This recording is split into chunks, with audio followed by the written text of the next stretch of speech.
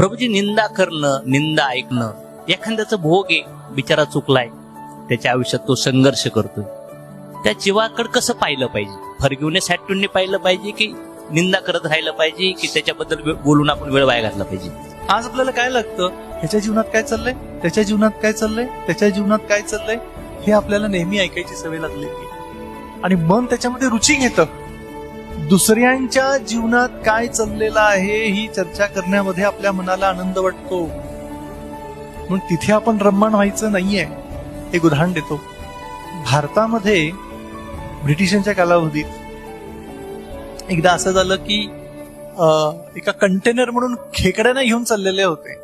British व्यक्ती त्या कंटेनरला झाकण घालत होता, तर त्या ब्रिटिशरला वाटत होतं की खेकडे कंटेनरच्या बाहेर येतील.